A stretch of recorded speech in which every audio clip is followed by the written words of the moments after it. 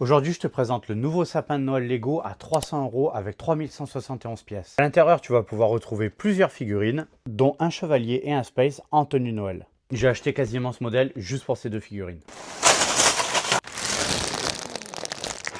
Les sachets en plastique, ça m'avait manqué.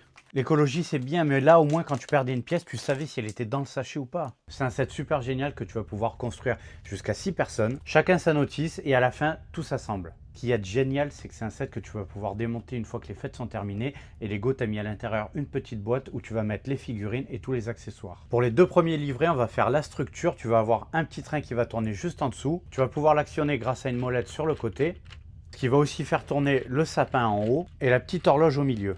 Cette partie-là, elle est aussi conçue pour être démontée. Le système est super ingénieux. Tu vas avoir des clips qui vont se détacher et tu vas séparer l'arbre en plusieurs parties. Alors dites-moi si vous voulez que je commande le kitlet pour ce modèle. Il est disponible et il est vraiment magnifique. Et une fois que tu as fini de construire les 4 parties qui vont venir sur les côtés, tu te retrouves avec ce beau sapin. Et pour la dernière partie, tu vas venir faire ce petit chapeau avec une très belle étoile. Et tu as juste à venir le clipser par-dessus.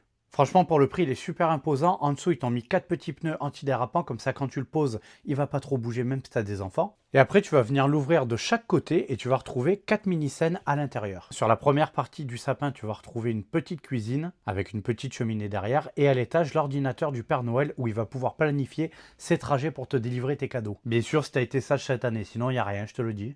Et pour la face arrière, tu vas encore retrouver 2 scènes. Sur la partie basse, ça va être l'atelier du Père Noël pour la customisation des cadeaux. Et pour la partie haute, pour que les petits lutins se détendent, tu vas avoir une partie avec des bornes d'arcade et un flipper.